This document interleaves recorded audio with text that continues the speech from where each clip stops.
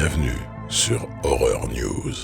Salut à vous fans d'horreur, ici Marc pour Horror News Interview numéro 14. Pour cet épisode, j'ai la chance d'accueillir Margot Colarusso et Brandon Gotto, respectivement actrices et réalisateurs. À eux deux, ils ont créé la société de production et de distribution indépendante Deep Dreams. Alors, salut Brandon, salut Margot. Salut Marc. Salut Marc.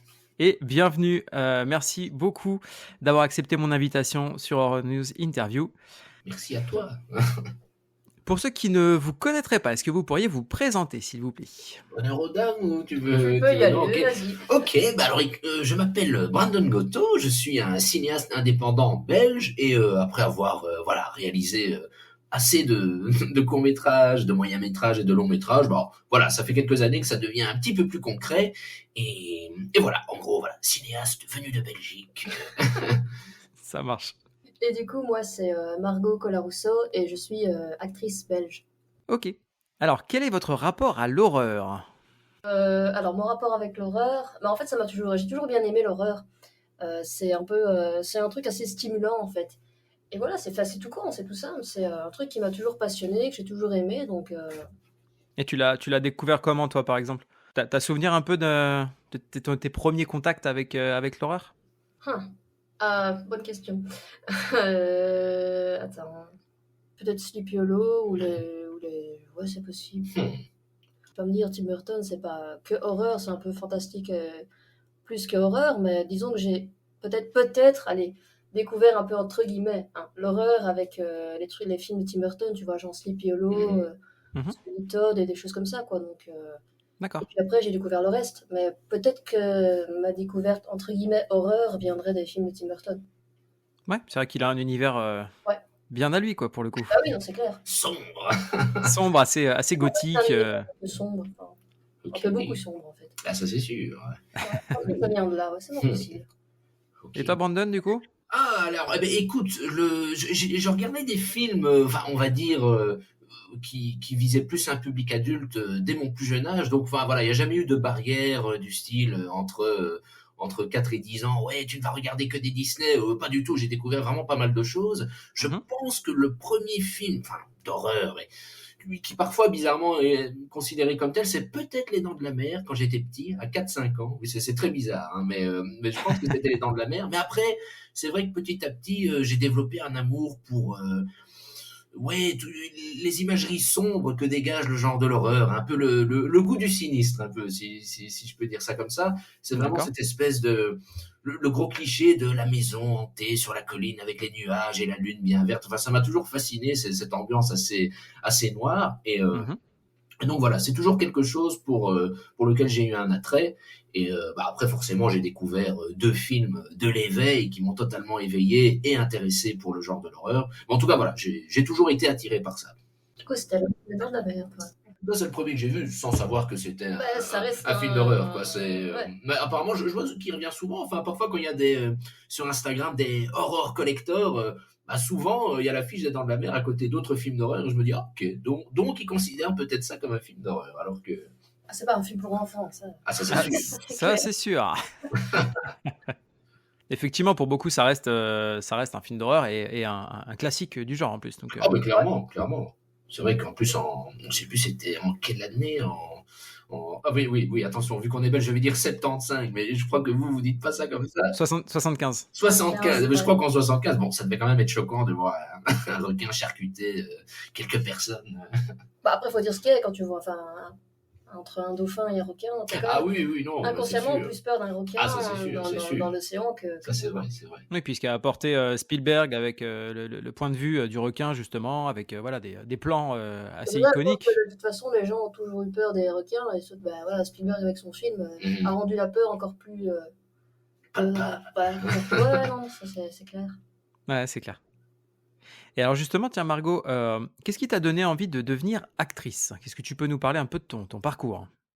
Alors oui, c'est assez simple.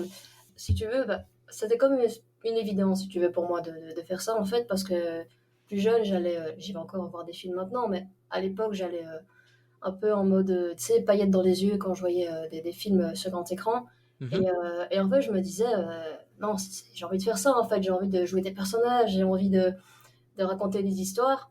Et je me suis dit, tiens, pourquoi je ne le ferais pas, en fait? Pourquoi pas me lancer? Et du coup, j'ai été suivre une petite formation d'acteur à Paris. Et en faisant ça, si tu veux, j'allais, pour voir un peu comment était le milieu, faire des figurations ou des silhouettes, des choses comme ça. Mhm. Et un jour, sur un tournage, tu as la caméra qui passe un peu sur différents figurants pour voir parce qu'il fallait prendre la réaction des figurants, si tu veux. D'accord. Et il y a le réalisateur après la scène, parce il y avait le break pour aller manger après. Et à ce moment-là, il vient me voir, le gars, et il me fait t'as jamais pensé à être actrice parce que franchement, t'as des bonnes mimiques, t'as des bonnes réactions, enfin, tu passes super bien, quoi. Et je lui ai dit, sur le coup, tu vois, j'ai pas pensé à dire, oui, mais je prends des cours et tout, en fait. Ça m'a tellement surpris que le réel prenne son temps pour venir me dire ça, que j'ai pas eu le temps de lui répondre ça. En fait, j'ai regardé et j'ai fait, ah ouais, je vais y penser, tu vois. Mais en fait, et après, si tu veux, j'ai pris vraiment son conseil plus sérieusement en me disant, si un gars comme lui pense ça, c'est qu'il y a quelque chose à faire, en fait. Et après, j'ai continué mes cours et j'ai pris ça bien plus sérieusement. Et voilà, après, est arrivé ce qui est arrivé. J'ai eu des rôles dans des petits films indépendants. Puis j'ai commencé à bosser avec Brandon. Donc voilà, en gros, mon parcours est assez simple. Mais voilà. Ouais, mais c'est toujours intéressant de savoir comment les gens en sont venus, tu sais. Ouais. Et je me dis, allez, si tu veux vraiment faire quelque chose, essaye de t'en donner les moyens. Et si une personne, par exemple, dans mon cas, le réalisateur te dit un truc comme ça, tu te dis, c'est pas un hasard, c'est qu'il y a quelque chose, quoi. Donc, Ouais. autant en tirer quelque chose. Et voilà, quoi. Simple, efficace, comme on dit. Et voilà. Et toi, Brandon, du coup, qu'est-ce qui t'a donné envie de devenir, alors toi, c'est réalisateur? Yeah.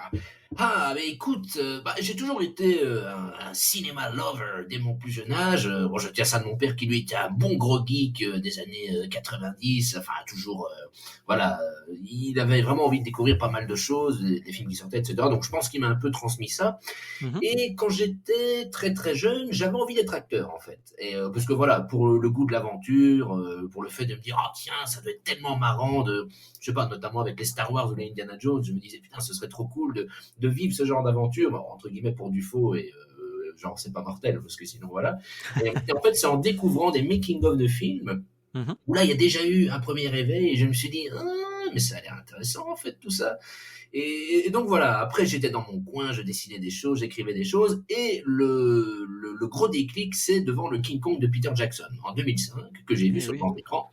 Et bon, déjà le film, je trouve en tout cas génial, mais surtout ce qui m'avait fasciné à l'époque, c'était le personnage de Jack Black, en fait, Carl Denham, dont le but est de faire un film, de survivre dans la jungle, et voilà, il a un petit peu ce côté... un petit peu salopard des réalisateurs de l'époque à essayer de voler des images à tout prix, et ce personnage m'avait beaucoup plu, et en rentrant chez moi je me suis dit tiens si je faisais pareil. Donc j'ai volé la caméra DV de mon père et j'ai commencé à faire des films avec des jouets, et au bout d'un moment je me suis dit bon ce serait quand même bien de faire ça avec des humains notamment mes amis, et puis voilà, de fil en aiguille, j'ai pas arrêté en fait, tous les week-ends, tout le temps libre que j'ai pu avoir jusqu'à aujourd'hui, en apprenant beaucoup de mes erreurs, mais en tout cas, voilà, c'est vraiment le gros déclic, c'était le King Kong de Peter Jackson. Ok, et du coup, ton parcours derrière, est-ce que tu as fait des formations pour te professionnaliser ou... Alors, pas du tout. Et après, avec le recul, c'est peut-être quelque chose que parfois je regrette, parfois je regrette pas. C'est-à-dire qu'en fait, j'avais mon petit groupe d'amis avec lequel on tournait des petits courts-métrages, etc. Et j'avais déjà eu une vue sur les écoles de cinéma ici en Belgique, etc. Mais c'était des cercles un peu fermés, très académiques. Et j'avais assisté à quelques tournages et je m'étais dit, ah tiens, enfin, c'est bien, mais on sent qu'il y a une certaine, sans critique, mais il y avait une certaine mollesse à devoir rester dans certains canevas, etc. Et du coup, un peu prétentieusement, j'ai laissé tomber l'idée. Je me suis dit, ouais, bon, tu sais quoi, on va rester entre potes, au moins on fera ce qu'on veut. Bon, après, du coup, le petit côté que je regrette, c'est que, voilà, du coup, j'ai mis des années à faire des erreurs que je comprends seulement maintenant. Du coup, non, je n'ai pas suivi de cursus, mais en tout cas, je regarde régulièrement des vidéos sur, je sais pas, la lumière, le son, l'image, etc. pour, on va dire, parfaire mon expérience. Mais clairement, la meilleure école reste le terrain. C'est en se plantant qu'on sait comment on va faire après. C'est exactement ce que j'allais dire. En fait. Ah ouais, non, mais clairement. Il faut faire pour apprendre. Donc, formation sur le tas, comme on appelle là. Oh, écoute, oui. Normalement, effectivement, C'est assez différent, c'est différent. C'est complètement différent et je comprends ta réflexion effectivement de ne pas vouloir t'enfermer dans un espèce de cadre justement académique, Ah, c'est voilà. clair. Et pourtant, parfois, j'aurais bien aimé, en fait, hein. C'est ça le côté un peu schizophrène de la chose, c'est qu'il y a des fois, je me dis, ah merde, j'aurais bien aimé faire l'école de cinéma, j'aurais appris des choses. Enfin, je suis un peu un réalisateur de l'instinct, et parfois, j'aurais aimé avoir ce côté sous-couche de l'écriture, machin, tout ça. Mais bon, Ouais. après, je crois que je suis juste pas comme ça, en fait, hein. C'est peut-être pour ça que j'y ai pas été attiré, mais en tout cas, bon, voilà, quoi. Bon après ça n'empêche rien, hein, tu sais, il y a des réalisateurs, qui n'ont pas spécialement fait de formation, Ouais, heu, clairement, James clairement. Cameron, bon. Cameron, Spielberg, Tarantino, enfin bon, ça, c'est les plus grands, mais c'est vrai que, voilà, Bah, Tarantino, il le dit, hein, la meilleure école, c'est le terrain. ah oui, ils se sont fait sur le tas, oui. Bah ouais. Et oui, c'est sûr, c'est sûr, c'est sûr. Et alors du coup, de tout ça, pourquoi est-ce que vous avez choisi l'un comme l'autre plutôt de vous diriger vers le genre horrifique? Bah écoute, pour ma part, en fait, en tant qu'acteur, avec l'horreur, tu peux vraiment passer par toutes les émotions possibles, en fait. Mmh. Et c'est ça vraiment qui me plaît dans le genre de l'horreur. Mhm. Mais justement, juste pour rebondir sur ce qu'elle Mhm. dit, enfin pour les acteurs du coup, peut-être, Mhm. ça me fait un peu penser à Scream en fait. J'ai l'impression que pour un acteur, Scream c'est un peu un terrain assez riche qui alterne entre teen movie, humour, horreur, peur, Bah, etc. mais t'es pas limité à Mhm. jouer une seule chose, en fait. Mmh. Et comme je revenais par exemple avec la comédie, tu vas pas Jouer que ça. jouer la peur dans un truc comique, tu vois. Mhm. Je sais pas si vous voyez ce que je veux dire, mais en gros, c'est ça. Enfin, Mhm. l'horreur, c'est voilà, tu t'éclates plus et t'as vraiment une palette de jeux immense en fait avec l'horreur. Ça marche. Et pour toi du coup, Brandon, au niveau des tics de réalisation, tout ça, j'imagine qu'évidemment l'horreur c'est encore différent? Alors, mais justement, la question que tu posais, c'était pour ce film-ci en particulier, Pandemonium, ou alors pour les films qu'on a fait en général qui ont un... Non, non, non, c'est en général parce qu'en plus, vous avez aussi toutes les propositions de courts-métrages. Ok.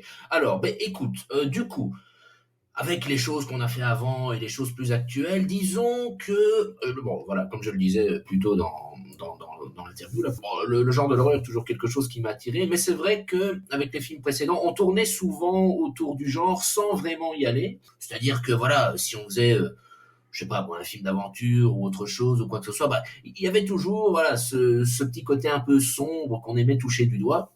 Et là, les deux derniers films qu'on a fait, c'était plus des drames un peu thriller psychologique, Oui, etc. thriller psychologique, ouais. Mais voilà, mais ça tournait, enfin, il y avait toujours ce côté, ça pourrait être des films d'horreur sans vraiment être des films d'horreur. Et en fait, ben voilà, pour Pandemonium, on s'est dit, en fait, je me suis rendu compte que moi, personnellement, vu que c'était un genre que j'adorais, qui en plus, bien souvent, bon, pas tout le temps, hein, peut être cheap à réaliser, justement, ce qui convient vu qu'on est indépendant, qu'on n'a pas beaucoup de budget, etc. Et je me dis qu'en fait, ouais, je sais pas, il y a vraiment cet amour tel pour le genre que, bon, en fait, en faire. Et puis quand, voilà, si on a bien révisé ces classiques, etc., qu'on découvre pas mal de choses, bah, je pense qu'on peut y aller sans prétention, sans lacune et se dire, ouais, j'aime bien l'horreur, on va y aller et on va faire quelque chose avec ça. Ouais, et puis je dirais, enfin, j'ajouterais aussi que quand tu commences à aller au début, tu as envie de tester plusieurs choses, voir à peu près ce que t'aimes ou ce que t'aimes pas, ou dans Mhm. dans quoi t'es Ah, meilleur c'est sûr. et dans quoi t'es moins bon. Et pour moi, par exemple, ben, en ayant testé un peu l'action, l'aventure, les thrillers, les Oh, drames, bah, enfin, un le peu ça à truc, peu ouais. près tout ça, enfin, j'ai tout testé au final. Mhm. Et moi, personnellement, je me suis rendu compte enfin, que l'horreur me complétait plus, tu vois. Mhm. Vraiment, c'était, je dirais, mon truc, en fait, tout ce qui est un peu horreur, Mhm. drame aussi, un Ouais. peu, quand Bah, même un drame. c'est vrai qu'inconsciemment, on a Mais été voilà, attiré bien sûr, toujours vers ce genre-là. Mhm. On a trouvé notre voie dans ça, en fait. Ouais, c'est sûr. Après, c'est vrai que récemment, par exemple, j'avais dit, ouais, avec Deep Dreams, on va ne faire exclusivement que de l'horreur, etc. Bon, après, ce sera peut-être le cas. Bon, après, voilà, il y a des exceptions. Peut-être qu'on fera d'autres choses aussi. Mais en tout cas, c'est vrai que il y aura toujours cette imagerie assez dark qui sera propre à Deep Dreams, dans laquelle, voilà, on va essayer de s'y tenir, sauf exception, bien évidemment. Oui, après, l'intérêt aussi d'être indépendant, c'est que vous faites bien ce que vous voulez, hein. Ah, ben, C'est c'est ça. clair. Il y a des limites, évidemment, mais c'est vrai que parfois, parce que moi, j'ai eu le cas, hein, parfois, là, sur d'autres productions en collaboration, ou quoi que ce soit. Bon, là, c'était des collaborations, c'était différent, c'est pas comme des gros studios, mais où quand je vois certains making-of avec les contraintes des studios, Mhm. à la fois, ce serait génial de bosser dans ce genre de truc, mais c'est vrai que je me dis, ah, bon, on n'a pas beaucoup de budget, mais on a quand même de la chance parce qu'au moins on peut prendre les décisions qu'on veut, quoi. Ah bah, c'est une liberté, effectivement, ouais. Ah, c'est sûr, c'est sûr. Ouais, c'est clair. Et avec tout ça, du coup, est-ce que vous avez des grandes influences, peut-être des modèles un petit peu dans le milieu que... Dans le milieu de l'horreur ou Non, en général, hein, par exemple, toi, Margot, dans l'acting ou voilà, dans le milieu, quoi. Bah, déjà, en termes d'actrice que j'aime beaucoup et qui m'inspire, bah, tu as Winona Ryder Mhm. et Jamie Lee Curtis, par exemple. D'accord. Après, Neve Campbell est sympa aussi. Ah oui, Ça, et j'aime Johnny quand même. Depp, même si c'est un mec. Ça, Ouais, mais c'est ça, c'était vraiment dans les actrices, Ah oui, tu oui, vois. oui, oui, c'est clair. Après, dans les acteurs, ouais, il y a Johnny Depp parce que bah, ce mec-là, c'est quand même une certaine inspiration parce qu'il peut tout faire, en fait. Il peut tout jouer, mais surtout les personnages sombres, tu vois, dans l'univers Tim Burton, par exemple. Ouais. Donc en termes d'acteurs, c'est lui, et pour les actrices, bah, c'est celle que j'ai dit juste avant, quoi. Mm. Et dans les réalisateurs, bah, Tim Burton, le fils. Après, James Wan, il fait des bons trucs aussi. Hein. Ah, c'est vrai Film que. d'horreur. Mhm. Attends, ouais, il y avait. Attends, comment il s'appelle Mike Flanagan. Mike Ah, Flanagan, ouais, Flanagan, voilà. Mike Flanagan qui fait des trucs assez sympas aussi. bien Donc, sûr. ouais, je pense que dans mes influences, ça regroupe à peu près tous ces gens-là. Ok. Voilà. Mhm. Donc, il y a du lourd déjà. Ah ouais. Et toi, Brandon, réflexion?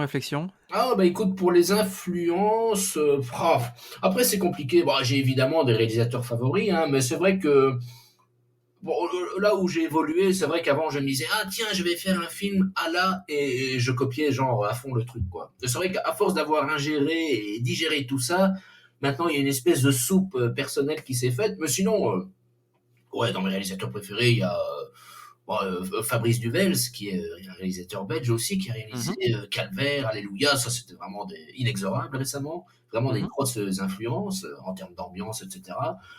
Bon, évidemment, bon, ça c'est pas de l'horreur, mais bon, Spielberg, Tarantino, Martin Scorsese, bon, Zack Snyder, enfin, voilà, tous ceux qui n'ont pas peur d'assumer pleinement leur style. Mhm. Mais, sinon, ouais, voilà, en termes d'horreur, John Carpenter, forcément, j'aime beaucoup ce qu'il fait. Et c'est vrai que j'aime bien le côté à la fois minimaliste et de sa mise en scène et le côté très atmosphérique. Voilà, c'est pas que j'essaie de le reproduire dans mes films, mais je me dis, tiens, parfois n'ayons pas peur d'instaurer une certaine lenteur voilà, pour que le spectateur puisse vraiment s'immerger dans l'univers. Et sinon, voilà.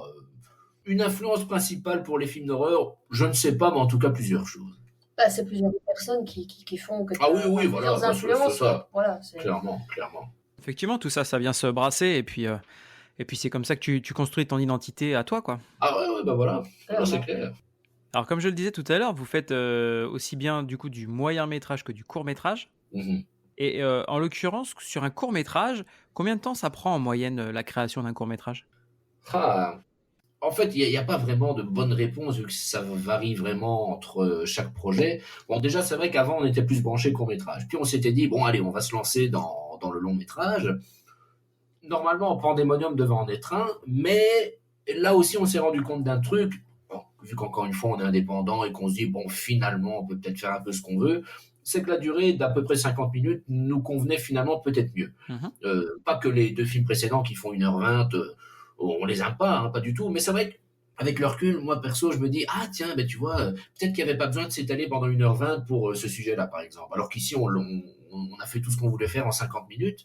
Mais après, c'est vrai que allez, il y a des courts-métrages parfois qu'on arrivait à faire en 2 jours, parfois en 3 jours. On avait fait un fan film Indiana Jones, bon, qui durait 30 minutes. Bon, celui-là, on l'avait fait en 7 jours, mais bon, parce que c'était compliqué. Il fallait trouver des grottes, des forêts, machin, tout ça. Donc ça, c'était plus compliqué à organiser. Mais sinon, là, globalement, par exemple, Pandemonium, on l'a réalisé je crois que c'était 3 jours dans la maison qui a servi de décor principal et 2 jours à l'extérieur. Par D'accord. exemple, Donc, mais là, on parle d'un format de 53 minutes, si ma mémoire est bonne. 50 minutes. Ouais. Mais sinon, vraiment, Et sur- ça c'est en termes de tournage, mais pour la totalité, bon, bon, voilà, quelques mois, on va dire, Enfin, si quelques mois. tu prends en compte la post-production. Oui, voilà. Oui, c'est ce que j'allais dire. Ça peut aller très vite, mais c'est vrai que là, il y a eu une baisse de régime récemment. Il faut qu'on s'y remette. Mais disons, ouais, effectivement, entre l'idée de départ, par exemple, là, je vois, vous avez quelques courts-métrages sur la chaîne YouTube de Deep Dreams. Ah oui, Entre Monkey, entre celui avec les lunettes, entre celui avec oui, oui. Ouais. le sac mortuaire, tout ça. Moi, personnellement, j'adorais vraiment ces courts-métrages. Je les trouve très, très efficaces. Ah, mais c'est gentil, c'est gentil. Et donc, effectivement, je me posais cette question de savoir comment ça se passe à partir du moment où d'un coup, pop, t'as l'idée. Est-ce que tu prépares, Mhm. prépares une sorte d'ébauche un petit peu de scénar, ou est-ce que voilà, tu fais un peu ça comme ça, tu vois, selon l'instinct? Ben, écoute, pour ceux-là, c'est particulier parce qu'ils sont très très courts.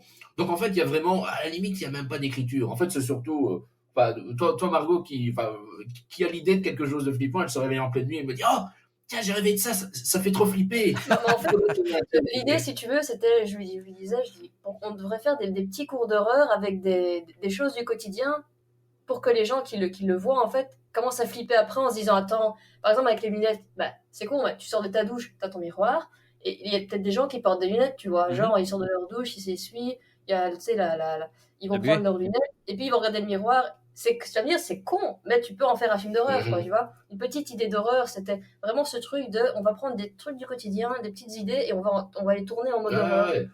On sauve le sac mortuaire. Ça, j'avoue, on Ça, n'était c'était, pas voilà. encore dans cette optique-là. Mais Ça, sinon, c'était par un truc après, what the fuck. Mais voilà.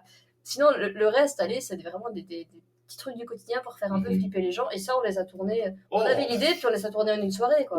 Ouais, vraiment quelques heures. Ça Quelques allait très heures, vite, même par pas, exemple. ouais. Donc, elle me disait, ouais, j'ai eu cette idée-là, il faudrait regarder. Je dis, ok, bah, on va noter point par point, mais vraiment, ça prenait à peine 4 lignes, quoi. Bien souvent, le lendemain, le soir même, on avait déjà tout tourné. Donc, ça allait très vite. Ça, c'était vraiment Bah, très c'est des trucs qui rapide. durent 2 minutes, quoi. Donc, c'est Voilà, rapide. oui, c'est vrai. Ah, mais c'est vrai que, tu sais, des fois, justement, la concision, ça t'oblige à être percutant dans tes plans, dans ta mise en scène, dans ton cut, dans tout Ah, ça. bah, c'est vrai.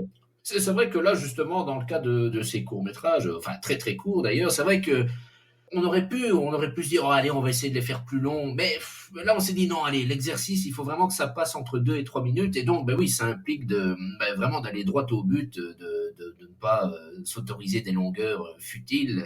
Et vraiment, ouais, Mais c'est ce qu'on disait, vraiment aller c'était droit au but, quoi. court, mais absolument Court, mais efficace. Enfin, en tout cas, on espère que c'est efficace. Bah écoute, en tout cas, moi, personnellement, je les ai trouvés efficaces, toujours. Ah, tant mieux, merci. Parce que tu vois, Tant justement, ça c'est un truc qui me frustrait un peu il y a quelques années, vu qu'on est indépendant, c'est parfois on faisait des trucs d'horreur mais qui ne faisaient pas peur. Et je me disais, ah merde, c'est con, faire un film d'horreur qui fait pas peur, c'est un peu naze, quoi. Et ici, ben voilà, le défi c'était de se dire, non, il faut vraiment que ça fasse flipper, quoi. Bon, après, on les a vus 30 fois, donc là, bon, on trouve que c'est pas flippant, mais si tu dis que ça marche, enfin voilà, si ça coïncide avec le frisson qu'on a eu la première fois qu'on les a vus, alors je pense que c'est bon.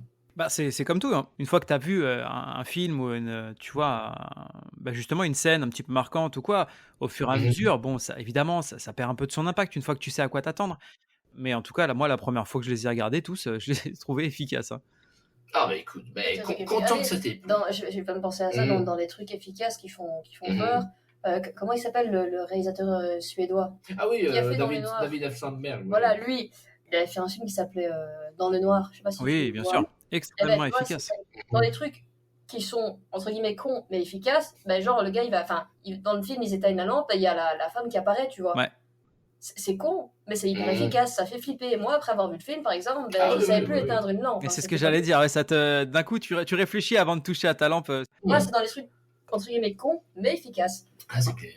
Ouais, mais des fois, il n'y a pas besoin de chercher très compliqué hein, au niveau des concepts hein, pour faire peur. C'est un peu l'idée ce qu'on aimerait, Ah ouais, non, et ce qu'on c'est essaye en sûr. tout cas de transmettre quand on fait un film, quoi. Bien sûr. Ben, un truc d'ailleurs, avec justement bon, quelques films d'horreur sortis récemment ou même il y a quelques années, mais je trouve que c'est un peu dommage parfois, c'est que justement, il dévoile la créature trop vite, Mhm. trop entièrement, et du coup, il y a ce côté, enfin, je trouve que c'est mieux quand il y a vraiment du mystère jusqu'au bout, où tu te dis vraiment, mon Dieu, mais qu'est-ce que c'était que cette chose? Enfin, je sais pas si tu as cette sensation-là aussi parfois, mais... Moi, je trouve qu'effectivement, par exemple, quand tu vois quelqu'un réagir à la vue d'une créature et qu'elle paraît terrorisée, Mhm. je trouve ça beaucoup plus communicatif et toi, tu vas te faire tout ton truc dans ta tête. Tu te dis, Ouais, clairement. mais c'est pas possible pour que cette personne réagisse de cette façon, ça doit vraiment être horrible. Ah ouais, ben c'est ça, ouais. Et ça te maintient justement suspendu à l'écran et à l'histoire et tu as envie de savoir. Parce qu'à partir du moment où tu as vu la créature Bah, ça te fera jamais aussi peur que ce que tu t'es fait dans ta tête, en fait. Ah, c'est Ah clair, non, c'est ça c'est clair. Et clair. surtout quand ça part dans de la surenchère, parfois 3D, etc. Et tu te dis, mais pourquoi ils ont fait ça? Ah, c'est clair, c'est Ah clair. ouais, non, là, le film, ça fait plus peur. Hein. C'était quoi le film Oh. Mama ou je sais Ah oui, pas. ben, Oui, Mama. c'est ça, Après, Mama. en Ouais. soi, c'est pas un mauvais film, pas du tout. Mais pour Mama, par exemple, c'était quel, ben, de Andy Muschietti. Là, je m'étais dit, tiens, c'est dommage, il révèle la créature, mais limite dès le début, et tu vois parfaitement ce que Mais c'est, ils et l'ont tu vois que c'est en 3D, et je me ils suis dit, l'ont oh pas, merde, ça ils l'ont c'est pas con, quoi. révélé tout de suite, hein, parce qu'à un moment, on voit rien, on voit juste les gamines. Ah oui, mais quand même surtout assez la petite, tôt, quoi. on voit tu sais, C'était, ouais. les longs cheveux comme ça, un Ah peu oui, oui, bizarre. oui. Tu dis ça marche bien, c'est flippant, et après tu la vois et c'est moins flippant, quoi. Ouais, c'est ça. Mais Enfin, c'était c'était quand con. même en milieu de film, quoi. C'est vrai que c'est dommage, quoi. C'est tous des exemples comme ça où c'est C'était- trop vite dévoilé, or qu'ils pourraient faire un truc plus long et bien plus angoissant, Ah, quoi. c'est vrai que... Et moi, je trouve que, par exemple, là, je viens de terminer la série The Fall of the House of Usher. Oui, oui. Et c'est vrai qu'il y a une scène, je crois que c'est dans le premier épisode en plus, où tu as Mhm. les deux personnages qui parlent, et d'un coup, on voit, Ah oui. on voit Quelqu'un derrière. exactement, et tu, On Ah a oui, commencé, oui. mais on est peut-être au deuxième, je crois. Mhm. et tu ne fais pas attention, et d'un coup, ce que tu prenais pour une ombre d'arrière-plan bouge et s'en va. Et là, je trouve que ça vient te glacer, en fait. Ah oui, oui. Parce que tu l'avais sous les yeux, et tu vas juste voir comme ça quelque chose que tu prends pour acquis comme étant du décor, Mhm. et qui d'un coup, une ombre, un truc qui va hop, sortir du cadre, bouger, alors que tu l'avais sous les yeux, c'est terrible, je trouve. Non, et en plus, je trouve que Flanagan ne l'a pas souligné, genre avec un effet sonore ou de la musique, donc c'est encore plus flippant, du coup, parce qu'il y a vraiment ce côté de, oh merde, putain, il y avait quelque Non, chose, en c'est fait. toi qui dis, attends, il y a un truc. Ça, là c'est derrière. vraiment... Non, Mais non, il y est a fort, rien. il est fort. Franchement, il fait vraiment des trucs Bah, il est excellent. ce gars. vraiment... Ouais, très très très fort. Haunting of Hill House, c'est une, Ah oui, c'est une oui, masterclass. ça, Ah, c'est un qui vrai. était bien aussi, enfin, que j'avais trouvé cool, c'était Midnight Mass. Oui, et c'est Ça, clair, c'est clair. J'ai Ouais. trouvé ça vraiment excellent. Après, il est très très fort pour écrire les personnages et les dialogues, je trouve. Oui, c'est vrai que c'est verbeux. C'est- Ah, c'est sûr que ça, faut aimer, mais je trouve que il y a toujours un fond, tu vois. C'est pas juste Ouais, bah, voilà. du dialogue pour du dialogue, histoire de meubler. C'est toujours très recherché, et je trouve qu'à chaque fois, ça sert à développer le personnage, en fait. Donc c'est Ah, c'est clair, non, c'est C'est clair. vrai. Développement maximal. ouais, c'est clair. Alors, du coup, on parlait effectivement du fait que vous soyez indépendant. Avec tout ça, comment est-ce que vous financez les projets, par exemple? Écoute, là, le truc, c'est que, bon, c'est un peu compliqué. Bon, on va le dire, Deep Dreams est un peu en déficit pour le moment, mais pour la simple et bonne raison qu'en fait, comme un couillon avec les précédents projets, je mettais mon argent perso, enfin notre argent perso en l'occurrence, Ouais. mais sans que les films rapportent spécialement. Donc si un film coûtait cher, bah, pour le deuxième, on mettait encore plus alors qu'il n'avait même pas rapporté la moitié, quoi. Et bon, là, quand même, je me suis dit, ouais, mais bon, ça va pas, ça. Donc ici, voilà, en tout cas, avec les films précédents sur plusieurs plateformes, ce que ça rapporte, bah, quand on organise des projections, on vend des affiches, des DVD, etc. Ben, voilà, le prochain, clairement, bah, c'est un peu chiant, mais tant pis, l'optique, c'est de se dire, bon, le budget du prochain film sera en fonction des recettes récoltées, quoi. Parce que sinon, c'est effectivement, voilà, c'est compliqué. Et bon, on a essayé des crowdfunding, etc. Mais je pense qu'il faut déjà avoir une grosse communauté derrière pour être, pour Bah, avoir en une tout aide cas, de financement. ici en Belgique, Et ouais, ça- voilà. Et en Belgique, enfin, en gros, Voilà. si t'es indépendant, ça ne compte pas. Donc c'est très compliqué à ce niveau-là, mais d'où justement le fait que ce soit des budgets très très très réduits. Mais bon, voilà. Bah, après, ça, effectivement, ça n'empêche rien, hein. Vous avez eu la gentillesse de me faire découvrir en avant-première le dernier métrage que vous avez fait, qui s'appelle donc Pandemonium. Tu l'as évoqué tout à l'heure. Mhm. Comment est-ce que vous avez abordé justement ce genre de film de possession, Mhm. alors qu'on sait qu'effectivement, c'est notamment un des genres de l'horreur, le film de possession, qui est très difficile de pas tomber tout de suite dans le cliché, et c'est vrai que depuis L'Exorciste, pour beaucoup, tu vois, c'est Mhm. compliqué en fait de faire un film Ah oui, d'exorcisme oui, non, qui non, mais fonctionne. c'est clair. Bah écoute, après, bien souvent, on se met toujours d'accord tous les deux, parce que vu qu'on gère Deep Dreams à deux, bon, on essaie quand même de faire des choses qui nous plaisent à tous les deux. Mais c'est vrai que, en ce qui me concerne, pour le sujet de la possession démoniaque, en fait, c'est vrai que j'ai pas voulu faire ce film en me disant, ouais, il va falloir faire mieux qu'un tel ou un tel, il faut séduire le spectateur.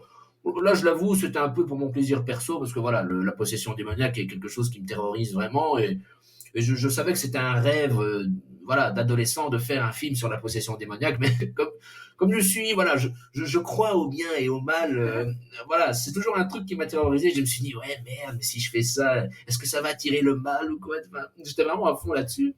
Après, ce Et genre-là, puis, ça a déjà été fait. bah, c'est ça. Et- Mais puis je me suis dit, mais bon, allez, je vais me faire plaisir. Je vais écrire une histoire autour de ça, on va le faire, etc. Mais après, c'est vrai que voilà, c'est le 70 millième film sur la possession démoniaque. Et voilà, je l'avoue là maintenant tout de suite, je pense qu'il n'apporte absolument rien de plus au genre de la possession. Mais voilà, en gros, c'est. Et si Deep Dream faisait un film de possession démoniaque, qu'est-ce que ça donnerait? Bah, la réponse, c'est le film. Ah oui, après, on s'était quand même un peu. Mhm. Vu qu'on croit assez fort à tout ce qui est possession, enfin, tous ces trucs-là, les démons et tout ça, Mhm. on est des grands flippés de tout ça, tu vois, parce qu'on y croit, en fait. Et du coup, on s'est quand même bien renseigné avant de faire le Ah film, oui, parce qu'on a oui, quand même évidemment. réécrit pas mal de Oui, fois oui, le oui, scénario. oui. Et par exemple, la série L'Exorciste, Ah oui, bah plusieurs ou films. le film L'Exorciste, la série Ouais, ouais. L'Exorciste, il y a plein de films qui nous ont aussi influencés pour ça, mais après, on s'est dit, on va essayer de le faire un peu à notre sauce aussi, quoi. Donc, en ayant plusieurs préférences, on va dire. Je sais pas si on a répondu à ta Si, question, si on est parti un peu dans tous les sens. si, mais complètement, mais effectivement, ouais, c'est ce que je disais, c'est vrai que c'est pas évident Mhm. de se renouveler, mais ce que je trouve que vous avez bien fait, vous amenez votre histoire à vous avec des clins d'œil qui sont assumés, je veux dire, c'est, Ah oui, clairement. voilà, on retrouve, enfin moi en tout cas, j'y ai retrouvé des références à Evil Dead, à l'Exorciste. J'aurais même dit peut-être pour un plan, en l'occurrence au tout début, vraiment le début du début, à Démon ou Démonie, le film italien, avec les yeux du démon qui ressortent comme ça. Ouais, C'est une des choses qui fait que tu identifies les personnes possédées dans le film, en l'occurrence. ouais, je vois. Et donc voilà, tout ça, effectivement, ça, j'ai trouvé voilà, les clins d'œil. Alors on les voit, hein, effectivement, Ah oui, mais clairement. ça s'en cache pas. Et au contraire, à côté de ça, c'est ce que j'ai dit d'ailleurs dans mon avis sur la vidéo, c'est que je trouve qu'il y a vraiment des scènes et des plans qui sont percutants. Thank you. Parce que effectivement, ouais, que ce soit bon, je vais pas le dévoiler parce que voilà, il faut que les gens le découvrent. Mais en tout cas, voilà, je trouve il y a vraiment des bonnes idées. Il y a vraiment des bonnes idées. Et pour le coup, oui, d'accord, on n'a pas l'ambition de révolutionner le genre, etc. Peut-être, mais en attendant, c'est pas un film feignant. Contrairement à certaines super productions qu'on voit. Ouais, Ouais. ouais, c'est vrai que bon après, bon, voilà, on n'est pas genre ouais notre film est mieux que ces trucs-là, non, parce que bon, c'est différent, mais c'est vrai que on sent le cahier des charges que eux doivent remplir par exemple et Ce qu'ils peuvent faire ou non, ce qu'ils doivent absolument mhm. faire. Mais après, si jamais tu veux qu'on fasse une section spoiler de 5 minutes, on peut. Ah, moi, ça me dérange pas. Il y a pas de souci avec ça. Mais On par prévient contre, que ça des spoils. mais oui, mais par contre, il y a un truc que j'aimerais justement mettre en lumière au sujet du film, c'est Ouais. que, en fait, je n'ai découvert l'Exorciste que cette année, bien avant le tournage, Uh-huh. et après j'ai lu le livre, qui lui m'a énormément plu par contre, D'accord. et ce que j'ai essayé de faire avec Pandemonium, c'était justement ce côté, enfin, bon, j'espère que j'ai réussi à véhiculer cette sensation-là, mais qu'en gros, oui, il y a la possession, mais jusqu'à ce qu'on en soit sûr, entre guillemets, j'ai essayé de jouer sur le psychologique, tu vois, un Ouais. peu la possible démence que la mère, enfin, dont la mère pourrait souffrir, et parce qu'il ne se passe pas des choses surnaturelles extraordinaires, genre des fenêtres qui claquent, des portes qui claquent, des choses qui tombent. C'est crescendo. Ouais, mais c'est pas non plus, je sais pas, c'est des trucs un peu. Si on cherche, il y a une explication pour tout, Oui, presque. enfin, après, tout à l'heure, on parlait Dans le noir. Mhm. Et en l'occurrence, tu vois, tu disais que c'était compliqué d'allumer la lumière sur ta table de chevet. Ouais. Il y a une scène où notamment tu allumes la lumière sur ta table Ouais. de chevet et celle-là, elle fonctionne très bien, tu vois. Et c'est pareil, du coup, ça c'est le genre de truc qui peut te faire cogiter. Et par exemple, le soir où tu as regardé le film, tu peux te dire, tiens, est-ce que je vais allumer ma lampe de chevet? Est-ce que je vais surtout éteindre Ouais. la lumière? Je ne suis pas sûr. Mais c'est vrai que imaginer ces moments un peu flippants. Bon, après, ce qui est marrant quand on fait quand on fait un film d'horreur comme ça, justement sur la possession, c'est en fait le script était beaucoup plus riche en moments effrayants, mais en fait sur le tournage que on dégraisse un peu la chose en se disant ouais bon il peut pas y avoir un truc flippant à chaque scène. Donc c'est vraiment écrire le maximum pour rétrécir le champ d'action par après et en gardant ouais les moments les plus impactants comme ce moment près de l'entre de la porte, Mm. le moment dans les escaliers dont tu m'avais parlé justement. Donc voilà, vraiment essayer de garder on pense le plus effrayant en tout cas. Alors oui, c'est sûr qu'il faut toujours faire des choix. Et puis des fois, on a des idées, et puis en fait, quand on va pour les mettre en place, on s'aperçoit que ça fonctionne pas forcément comme Ah bah comme on oui, l'avait imaginé. clairement, ça arrive souvent, oui. Ah, totalement. Mais là, ça permet de recentrer le film et de garder quelque chose de dynamique en fait, et encore une fois, voilà, d'efficace, quoi. Thank you. Content que ça t'ait plu. Ouais, vraiment, c'était un bon visionnage. J'ai vraiment pris du plaisir à le regarder. Ah bah c'est cool. Ah, mais Cool, tant cool. mieux, c'est que ça fonctionne, ça c'est cool. Ouais, c'est clair. Du coup, vous avez prévu de le diffuser peut-être sur grand écran? Oui, non, en fait, on a en tout cas pour l'instant, une avant-première en Belgique, au cinéma Caméo de Tamine, Mhm. où là, donc, c'est vraiment l'avant-première du film sur grand écran. Après, je sais pas encore s'il y aura d'autres projections du film sur grand écran, mais en tout cas, ce qu'on vise, comme pour les films précédents, c'est les plateformes, en fait. Oui, Les d'accord. plateformes de streaming. Mhm. Ah oui, oui. Ouais, je sais pas si tu as un truc à Ah non, rajouter non, ou bah, pas. bon, c'est vrai que bon, les plateformes, bon, c'est un peu cliché, ça peut paraître impersonnel, mais c'est vrai que malheureusement, entre guillemets, et heureusement, bah, voilà, pour des films indépendants comme ça, bah, ils se font une vie sur les plateformes, et bon, là, ça permet de voir comment ça fonctionne. Le Cinoche, c'est bien, mais bon, les plateformes, on est obligé de passer Quand par. tu es indépendant, en fait, c'est très bien pour nous, hein, les Ah plateformes. oui, c'est le seul moyen. C'est le pour, seul moyen montrer de ce qu'on se fait, faire ouais. voir un maximum un peu partout, en fait. Mhm. Et même si pour les gros studios ou les Ah autres, ouais, bah, ouais. c'est une catastrophe, les plateformes de streaming qui prennent. Nous aussi, on aimerait bien, par exemple, que ça passe dans plein de Ah oui, cinémas oui, partout. oui, oui, oui. Mais à notre niveau et en tant qu'indépendant, bah, c'est compliqué, quoi. Donc, le streaming, les plateformes de streaming, en tout cas, c'est ce qui fonctionne le mieux pour nous. Oui, bah, tu vois maintenant beaucoup quand même de grands noms de réalisateurs qui partent sur des accords avec des plateformes. Hein, Ouais, de toute façon, même si c'est vrai. il y a un grand débat autour de ça, mais là, on part sur une époque où Oh, le bah, ce sera streaming, ça, bah, oui. c'est ce qui fonctionne le mieux. Et bon, je dis pas que les cinémas bon, fonctionnent moins, mais pour dire ce qu'il y a, les gens vont quand même beaucoup moins au cinéma qu'avant parce qu'ils disent, tiens, je vais regarder ça sur Netflix, par exemple, ou sur d'autres trucs tranquillement chez eux, quoi. Ah ouais. Je pense que les Ouais. plateformes vont encore plus exploser plus tard, quoi. Donc, même si on est grands amateurs de salle de cinéma, Ah oui, bah mais bon. oui. Là, en termes d'exploitation, bah, pour nous, c'est ça quoi, qui fonctionnera le mieux. Donc, Yes. Ok, super. Alors Margot, bah, je vais rester avec toi. Petite question, alors là on sort, c'est quelque chose de beaucoup plus général. Qu'est-ce que tu penses du rôle de la femme dans l'horreur? bah, déjà, la femme, elle a toujours eu une place importante dans l'horreur, hein, ça, depuis toujours. Donc, tu penses à aller des personnages justement comme Laurie Strode ou Sidney Prescott, tu vois, Mhm. c'est des personnages hyper badass en fait. Et moi, ce que j'espère en tout cas pour la femme dans l'horreur, c'est que ça continue comme ça, Mhm. qu'elle continue à garder cette place importante en fait. Ah, bah, quand tu as à l'image d'une Ripley dans Alien ou Ouais, Ah bah, oui, par oui, bah exemple, oui, voilà, c'est vrai ça qu'on aussi. oublie Alien, mais c'est vrai qu'à la base, ouais, c'était un film d'horreur aussi, ouais. Ah non, c'est vrai, j'ai oublié ça aussi. Mais, enfin, moi, dans ceux qui me reviennent directement en tête, c'est bah, t'as Laurie Strode ou Sidney Prescott, quoi. C'est vraiment celles qui me viennent en tête quand tu parles de. oui, de femmes dans l'horreur. Oui, effectivement, c'est les deux grands noms, en l'occurrence de Final Girl. Des femmes bien badass, quoi, des personnages Bien sûr, badass. ouais. Donc, C'est vrai. Alors, changeons un petit peu. Brandon, Yeah. peux-tu nous dire comment se porte la production de films de genre en Belgique? Parce qu'on entend là récemment, moi je discute pas mal avec des gens donc, de la francophonie en général, donc des Québécois qui justement disent que c'est compliqué chez eux de produire des films, qu'il y a très peu d'offres. Nous en France, bah, on le voit. Bon là, on a de la chance sur cette fin d'année, on a quelques propositions de films, et Ouais, ouais. apparemment il y aurait quand même voilà, une envie, un mouvement un petit peu pour essayer d'en proposer plus. Mais Ouais. comment est-ce que ça se passe en Belgique? Oh, mais écoute, en Belgique, bah, très franchement, non, écoute, je pense que c'est quasi inexistant, hein. Parce qu'à la limite, le seul réalisateur qui, bon, on pourrait dire, a lancé le mouvement en Belgique, bah, enfin, donc c'est justement Fabrice Duvels avec son film Calvaire en 2004. Et on pourrait se dire, ah ben oui, ben voilà, oui, voilà, il y a un film de genre belge et c'est peut-être le premier, voilà, machin, tout ça, et il n'y en a pas eu depuis, enfin, à part ses films à lui, mais lui-même est dans cette optique, ouais, mais mes films, c'est pas des films de genre, donc voilà, c'est autre chose, c'est du cinéma, point barre. Et dans un sens, il a raison. Enfin, bon, après, moi, voilà, je pense que Fabrice, tu dois assumer, c'est un film de genre. Mais voilà, du coup, très franchement, à part lui, ben, j'en ai pas vu d'autres, des films comme ça en tout cas, qui assument ce côté dark du genre en Belgique. Il y a peut-être un truc qui je pense va sortir, mais en fait je crois que le film est français, donc c'est même pas. C'est pas le truc mégalomaniaque, c'est pas belge? Ah oui, Si, oui, hein. oui, ah ben, oui, voilà, il y a Mégalomaniac, Ouais.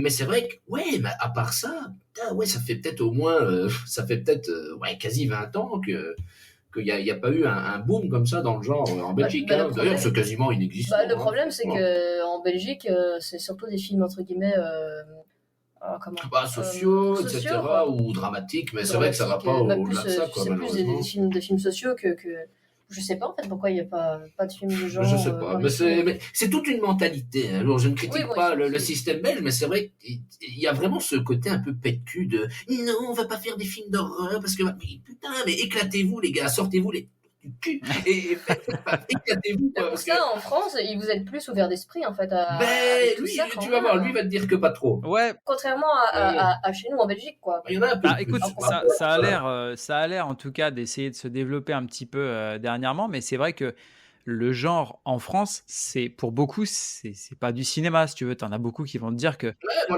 voilà, c'est ça. tu vois, tu parlais effectivement de côté un peu élitiste, un peu non, mais attends, moi je fais du cinéma. Bah ouais, mais le problème, c'est qu'en fait, on a un peu aussi cet état d'esprit chez certaines personnes en France où les gens se disent, bah ouais, non, non, mais moi je touche pas à ça. L'horreur, c'est un sous-genre, c'est un espèce de truc un peu poubelle, ça m'intéresse pas. Alors qu'il y a parfois des trucs mieux que ce qui, Ouais, c'est ce ça, qui est quoi. proposé, quoi. Oui, oui, évidemment. Mais c'est vrai que pour le genre français, j'ai l'impression que c'était un peu. Enfin, il y a eu quelques sorties, mais c'était un peu dormant depuis quelques années. Enfin, il y a eu la fameuse French Wave. Le French Extreme avec Alexandre Aja, Ouais, c'est Pascal ça, Logier et quoi. tout ça, mais ils sont tous sortis en même temps. Puis bon, la plupart sont partis à l'étranger. Ouais, c'est ça. Et quand il y a eu des sorties il y a quelques années, c'était ouais, vraiment une par-ci, une par-là, mais c'était pas comme à ce moment-là. C'est vrai que. Ah, c'est. Pourquoi est-ce que ça resterait un truc typiquement américain bonne question.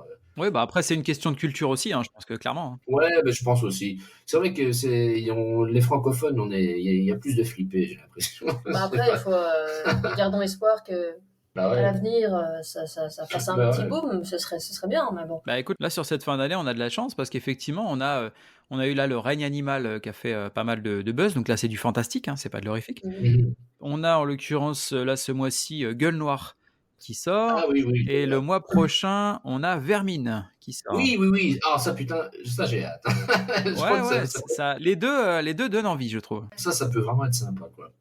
Bah, tu vois, justement, pour faire le parallèle avec la Belgique, c'est un mystère. Pourquoi ils sont pas plus chauds ici? Parce que on a quand même des décors incroyables. Parfois, bah, genre, l'idée du film Vermine, par exemple. Mais je trouve que niveau géographique, etc. Mais l'idée est terrible de foutre des araignées mutantes ou je sais pas quoi dans un bâtiment de cité comme ça où tout, presque tout est connecté, etc. C'est génial, ça. C'est vraiment exploiter le terrain à fond. Et tu te dis chez nous, mais les gars, vous avez les Ardennes, vous avez des belles forêts et tout ça, mais pourquoi vous tournez pas là, quoi? C'est fou, quoi. Ouais, c'est vrai. C'est vrai qu'avec ces décors, on pourrait développer des choses, ouais, c'est sûr. Ah bah franchement, ouais. Et en parlant de cinéma, justement, c'est vrai que ces dernières années, alors ouais, c'est relativement récent, mais on voit de plus en plus de retour du gore dans les salles de cinéma, alors que pendant un long moment, c'était limité aux sorties directes, soit en VOD ou en DVD ou Ouais. quoi au caisse. Qu'est-ce que vous en pensez de ce retour du gore dans les salles de cinéma? Très honnêtement, c'est vrai que t'en parles et oui, maintenant que t'en parles, je le constate, Ouais. mais en fait, j'en ai pas été conscient. Enfin, je ne sais pas si j'aurais traduit l'idée comme ça, mais en fait, moi, je me suis dit, tiens, on a eu droit à enfin, Rob Zombie, Halloween, La Colline à des yeux, etc. Enfin, tous des trucs assez bourrins. Mhm. Et puis, tout d'un coup, hop, James Wan revient avec Insidious et Conjuring, et là, on est parti sur une vague de films de fantômes. Et là, comme tu dis, effectivement, ça a l'air de revenir avec Thanksgiving ou d'autres trucs, Saw, par exemple, etc. The Sadness, là dernièrement, il y a eu les Terrifier, il y a eu tout ça, ouais. C'est un film assez, même Ah très bah oui, gore, oui, genre voilà. Terrifier, tu vois. Mais est-ce que ce serait pas lui qui aurait instauré Peut-être, je sais pas. ce retour du gore? Parce que j'ai l'impression que depuis que ce truc a fait un boom, ils se disaient, mais putain, ça marche en fait, on va faire revenir ça. Comme quoi, tu vois, les productions indépendantes, ça peut faire bouger les choses aussi, hein. Ah, mais Ouais, parce que c'est clair, c'est c'est clair. un mec indépendant qui a fait ça en plus. Ouais, ouais. Complètement. Complètement. Un gars spécialisé dans les effets, Non, dans mais les effets je spéciaux, en trouve plus. ça excellent. Hein. Mais c'est vrai que ouais, pour le retour du gore, je ne sais pas, je ne sais pas. J'en étais pas trop conscient, mais après c'est vrai que ouais, les films d'horreur, j'ai l'impression, voilà, on se transforme en fonction des vagues. D'un autre côté, puis c'est des survival brutal sanglants, puis c'est des films de fantômes pendant 10 ans, et puis hop, bah là, ouais, ça a l'air de revenir, ouais. Par vague, par vague. Mais en tout cas, ouais, c'est vrai que ça. Je trouve personnellement que ça fait du bien de pouvoir voir un film gore en salle, si on veut. Oui, mais non, bah écoute, c'est vrai que après voilà, je pense qu'il faut, enfin Henri, façon de parler, il faut prendre ça au second degré. Bah, le problème, c'est qu'il y a des gens, ils prennent ça tellement sérieusement. Oh, mais comment pouvez-vous regarder des choses aussi atroces? Mais oh là là, mais c'est pour l'amour des make-up, enfin, C'est ça. des SFX, etc. C'est ça qui est C'est drôle pour en la fait. performance. Et voilà, Ben voilà. je pense il faut vraiment, ouais, consommer ça en mode cinoche. Mais c'est vrai que bon, c'est toujours bien quand ça gicle beaucoup, avec des bruits de chair brassée par la lame. Ah, c'est un style, effectivement. Mais moi, je trouve qu'effectivement, si t'aimes notamment les effets spéciaux, et idéalement les effets spéciaux pratiques, Ouais, c'est très sympa, ouais. non, c'est vrai, c'est vrai. Alors, quel conseil donneriez-vous à quelqu'un qui veut se lancer dans l'acting, du coup, ou dans la réalisation? Ah, moi, j'en ai qu'un seul, c'est si tu veux le faire, fonce. Enfin, il y a rien qui... Si quelqu'un va te dire, par exemple, que t'es pas capable de le faire, ou que oui, mais tu t'imagines pas, c'est trop compliqué, enfin, toutes ces choses qu'on entend habituellement, Évidemment. bah, moi, personnellement, j'ai eu des personnes qui m'ont dit ça, que j'étais un peu cinglée de continuer vers cette voie-là, parce que y a rien de sûr, et que, enfin, tu sais, tous les trucs habituels. Mhm. Mais quand c'est un truc qui te passionne vraiment, et que tu le sens dans tes tripes, et... non, il faut foncer, il faut le faire, quoi. Il faut pas hésiter parce que déjà une vie t'en as qu'une et il faut vivre ta vie à fond et sinon après si tu fais pas ce que tu as envie de faire, bah tu vas passer le reste de ta vie à le regretter en fait en disant tiens bah, si je l'avais fait comment ça se serait passé où est-ce que j'en serais peut-être et non le conseil que je donnerais c'est si tu veux faire si c'est un truc qui te passionne vraiment et fonce, fais-le quoi. Ouais, c'est clair. Et toi, Brandon, du coup? Quelqu'un qui voudrait se lancer dans la réalisation? Ben écoute, pareil, hein, je pense que voilà, il y a pas meilleur exercice que de s'y atteler, hein. Franchement, il faut foncer. Tu veux faire un film, vas-y, fais-le. J'ai pas de caméra. Bon, ok, t'as pas de caméra, mais t'as bien un téléphone. Mais vas-y, fais quelque chose. Ce sera peut-être une bonne grosse merde que tu vas renier plus tard, mais au moins le jour où la personne mettra toutes ses billes dans...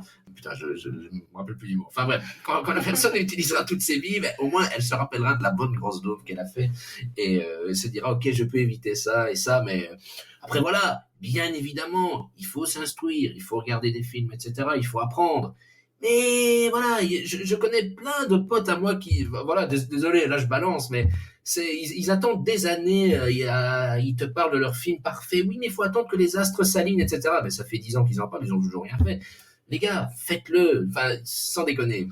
Il faut se jeter au feu, absolument. Surtout que tu ne sais même pas ce qui va se passer demain. Ah ouais, quoi. c'est Donc, clair, pourquoi c'est attendre clair, bah ouais. Fais-le. C'est vrai, bon, c'est peut-être extrême, mais on peut mourir demain, donc, Voilà, vas-y. Tu peux faire un truc, fais-le. Voilà. Ça marche. Alors, après tout ça, on va attaquer la section un petit peu des recommandations. yeah. Est-ce qu'il y a un film ou une série qui vous a un peu mis une claque dernièrement? Bon, récemment, c'était l'année passée, mais une série que j'avais beaucoup aimée, c'était Dahmer. Ouais. C'est hyper malsain, mais nom de Dieu, je trouve ça vraiment excellent. Enfin, pas excellent, pas parce qu'il s'y passe évidemment, mais là, la façon dont c'est amené, etc. Enfin, je trouve ça vraiment, c'est très frontal et très cru. Après, qu'est-ce qu'il y avait d'autre comme série? Je sais pas, mais en film, Oppenheimer, ça, j'avais vraiment pris une bonne grosse claque aussi. Ouais. Et là, tout récemment, bon, ça c'est très très récent, par contre, je crois que ça date d'hier soir. Bon, après, attention, j'espère que je ne vais pas faire gueuler, mais parce que j'entends plein de choses au sujet de ce film. J'ai vu pour la première fois le premier Hobbit hier soir, et j'étais très très réticent parce que voilà, j'entendais partout que c'était naze, etc. Mais tu sais quoi, j'adore le Seigneur des Anneaux. Ouais. Mais j'ai kiffé ma race. Mais franchement, hein, pourtant je vois ce qui pose problème aux gens, mais j'étais vraiment hier avec des frissons pendant tout le truc, de me disant, oh putain, la claque bordel. Mais bon voilà, je suis peut-être un con, je ne sais pas, mais en tout cas voilà. Les goûts et les couleurs, hein, tu sais. Ah mais c'est clair. Et pourtant j'adore les trois premiers, mais je sais pas. Après, c'était Insidious 3. Le 5, le 5. Le 5, ouais. Le 5, pardon, je confonds avec Conjuring. Ça, c'était sympa aussi. C'était pas une claque, Oh non, mais c'était sympa. Ouais. D'ailleurs, Patrick Wilson a été critiqué pour sa réalisation, pourtant il a très bien géré. Ouais, c'est vrai qu'il faut voir avec le recul. Tu vas voir qu'après l'interview, ça va me Ah oui, mais sûrement. c'est, Alors, quelles sont vos ambitions pour l'avenir, du coup? simplement continuer à faire des films, tout simplement. Enfin, Oui, bah c'est ça. Bah, bon, après, Bon, voilà, c'est de toute façon compliqué en indépendant, mais bon, enfin, en tout cas, Compliqué, mais pas impossible. ouais, faut pas penser à la conquête et au succès, pas du tout. Mais bon, voilà, en tout cas, on va continuer à faire des films qu'on a envie de voir, qu'on aime, et voir où ça nous mène, de toute façon. Et voilà, essayer de maintenir la qualité. Enfin, en tout cas, c'est inacceptable de faire moins bien que ce qu'on a fait. Après, qu'est-ce qui est mieux, qu'est-ce qui est pas bien, machin, etc. Mais on va essayer de s'appliquer pour que le contenu soit qualitatif. Bon, ça marche. Et du coup, l'actualité du moment alors? La sortie de Pandemonium. Ah ouais. Donc Pandemonium est bouclé, fini, il va sortir. Et après, voilà, on pourra réfléchir à ce qu'on fera ensuite. Disons qu'on préfère attendre avant de plancher sur quelque chose que le film précédent soit sorti, emballé, pesé, et hop, expédié. Enfin, expédié, non, pas dit comme ça, mais... Je me souviens d'un film que j'ai bien aimé en 2023, c'était Le Dernier Voyage de Déméter. Ok. Ah oui. Voilà, tu vois, je te l'avais dit. C'est vrai, à ce point-là. Pas au point que ce soit une claque, mais j'ai passé un bon moment devant le film. Même si les gens n'ont pas forcément aimé, mais pour l'ambiance et pour le vampire, parce que j'aime bien les films de vampires, non, j'avais passé un bon moment devant le film. Donc, c'est pas une claque, mais c'était un bon moment. Comme pour le dernier Insidious, par exemple. Mais un film que je n'ai pas du tout aimé, c'est La Nonne 2. Ah oui, non, mais là, c'est... Enfin... Voilà. Au moins, t'as une réponse à ta question. Je ne vais pas être vilain, mais... Non, mais voilà, tout simplement. Bon, moi, il y a une réponse, voilà. Ça marche. Donc, l'actualité du moment, on a dit Pandemonium. Et justement, où est-ce qu'on peut vous retrouver et vous soutenir, pour le coup? Oui, alors, eh bien, écoute, nous avons du coup... 3 pages Instagram nous concernant. Donc, il y a le compte perso de Margot, mais bon...